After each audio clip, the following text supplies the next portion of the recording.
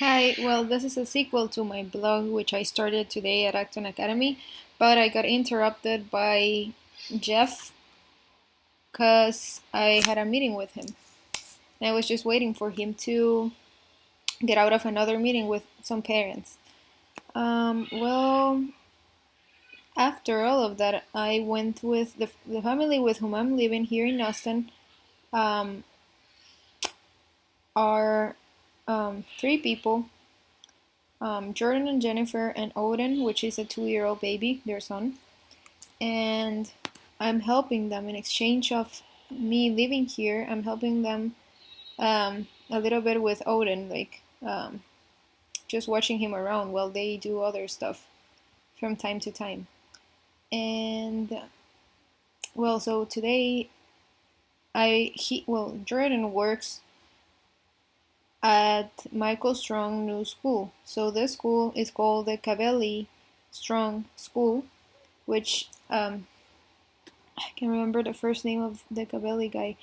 Um, Gotso, I think, Cavelli, started a school here in Austin with only 9 children, and he grew it up to 500 children. But last year, he got thrown out of the board of directors of the school, of his own school, because it was called the Cavelli School, and now he and Michael Strong are creating their own school, which is also an incubator. So, well, I was asking them this. So I went there today with Jordan and Jennifer just to check out the school. And I met Cavelli and I met Michael Strong and everyone else that's working there. And it seems like a really cool idea of a program that where kids are the ones who set their own goals on what they want to accomplish in life and what they want to learn from school, like what tools they need to learn and what things they need to know in order for them to fulfill their um, higher goals. Like, for instance, if someone decides that he or she wants to go to college, then he or she knows that he needs a certain level of mathematics, a certain level of this and that for the SATs, blah blah blah, so that the school can help him prepare. But he's setting the goals and standards for himself. And besides every grade, which in traditional school takes a year to fulfill, it takes them 2 months to fulfill like the entire academic standards because they aren't that high. So that's really cool too. And um, wait, I'll just turn on the this light.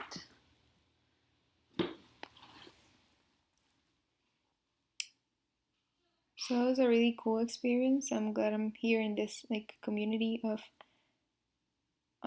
alternative education. Really good community. I also Well, that's it for today. So today is Thursday, August 28th of 2014. I'm here in Austin, Texas.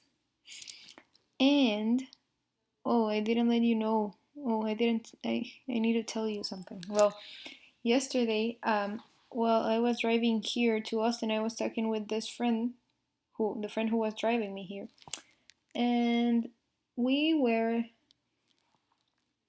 talking about how it's really hard in capitalism to raise the wages of people. Like, it seems like every single other price changes faster than a wage. So why is it that a wage is so sticky in Keynes's terms? Or really, like, because he was telling me that he works for a cafe. So he says that the only reason why he got his wage raised was because he went with his to his boss and he asked for a wage raise. Like, he said, well, I think that I have done a lot for this coffee shop, and I think that I have a lot more skills than the rest of the people that you have here. I think I deserve a higher wage. And he was also saying like, oh, like the business owner is always going to make more money than the people that are working for him. And well, I said, but what about the risks that he's taking as a business owner? Um, and then you also have the argument that hey, you could go and open your own coffee shop, but that's really hard. Like whenever you really think about opening something new, that's hard. Well, but I guess it was hard for the person who created that coffee place in the first place. And so I don't know, I love this debate that you can have about one topic, but it's really exciting too. So my ride from Houston to Austin was really cool, basically because I was having good conversations with this friend of mine, now friend of mine. So that was exciting. And I learned there are some things that I wrote down. I'll check them out now.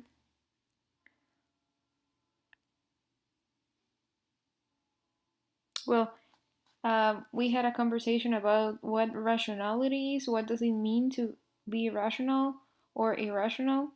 Like, who sets the standards or what is that? And I personally think that it's a way of thinking which is based on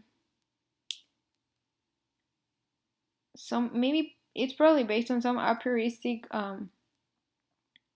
grounds, like for instance thinking that we are all sane and that we are not well, I guess everything's based on that. um, that's just metaphysics. Oh, that's crazy. Well, but it's a logical structure in which our mind can work, and anything that falls inside a rational or logical structure, it's rational, I think. So, and we can grasp information um, from our senses, and um, we can then deduce things out of them. That would still be considered rational. Um, well, so I wrote down this question like, how do wages actually go up in the market? Like, if I'm an employee of some store and if I have made myself more valuable for the business, are wages, how do they really go up? Because it seems like the reason why they go up is when someone that when the employee asks for a wage raise. And I also learned about this guy called Francisco Ferrer. He was from Barcelona. He was using the Montessori method and he created this modern schools, which is another um, system of education. Um, then I also learned about this idea of co-owning things, co, because now the socialists have this idea that people can actually co-own things, like more than one person owning the same thing, because of course, people realize by now the tragedy of the commons. So as a solution to that, some socialists are proposing co-owning stuff. Like it has private ownership, but it's just shared ownership. So I was wondering how that works because I had never heard about it before.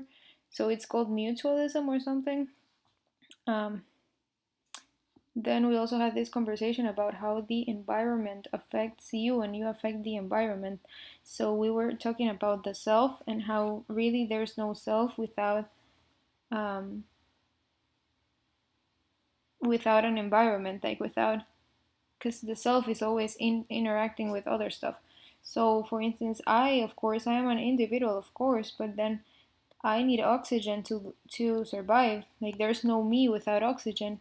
Like all of these lower levels that we forget about, all of these interactions that we're constantly making with the world. And another thing, which is really interesting, I think, is that of course I'm an individual, but whenever I'm telling a story to my sister, it doesn't sound, or like when I have a conversation with my sister, it's not gonna have the same outcome as a conversation I'm having with another friend.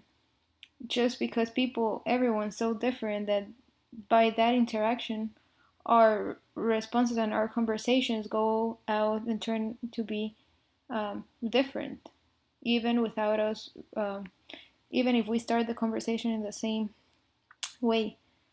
Mm, and then with this friend, I was also talking.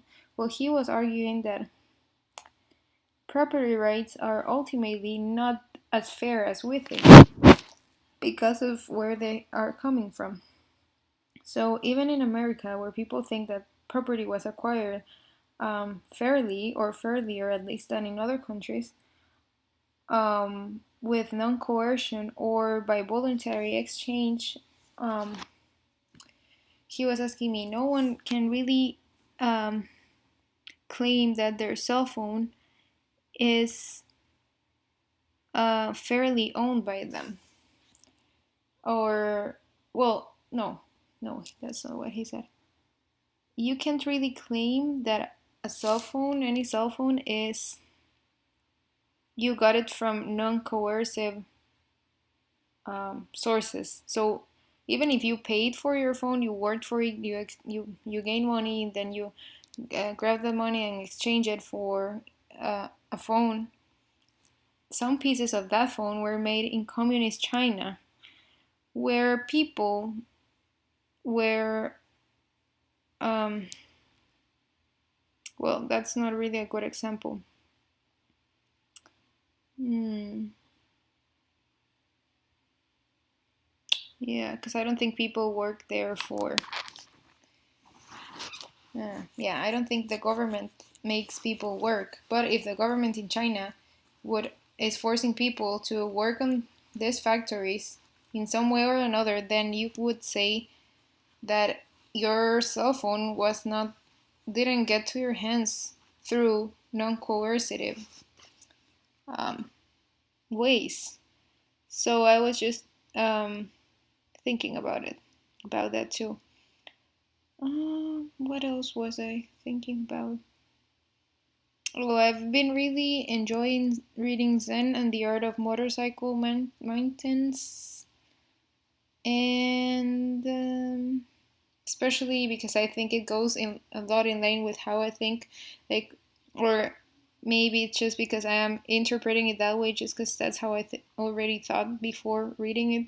So, for instance, the part that says that whenever people disagree about really small things, it's actually something that's coming from more profound grounds, like um, from a really from a philosophical foundation that's, even though we can't see, is there, and that's the cause of all trouble, or of most of the trouble. Yeah, and he was also, I think that's a really anti-stasis or a really dynamist book in postural terms, because for instance, he also says literally like we shouldn't be asking what's new, or we should be asking what's best. Like that should be always a question: what's better, what's best. That those are the questions that we should be asking. Oh, another thing that I remember about my conversation today with Jeff Sandifer is that I'm really unclear. I was feeling kind of uneasy today because I'm not really sure about what I want my grade project to be, because I thought I want to work with parents, but then I don't know how to attract the parents that would be really interested in alternative education. Um, and although I think a workshop would be fine, I think that's not enough. Like, there's not a good non-traditional school. Well, there's Acton Academy, but it's really expensive, and it's not a Montessori school, which is my favorite system so far. So now I really feel like it would be cool to have a Montessori school in Guatemala City, like a real Montessori school. And there, through the school, I could also give those parenting classes. Because today it was really exciting to see how parents were really happy about Acton Academy, even though Jeff was really radical, like in his speech, um, do you want your child to do what makes him happy and to discover what he's good at, even if he doesn't want to go to college? Or um, yeah, I can't remember, but he made me cry. So I'll upload that speech because I recorded it. So I don't think it's really high quality video because I did it with my phone, but at least you can all listen to, y'all, whatever, can listen to the recording. Um, well, it's exciting to be here. Like, it's a new adventure.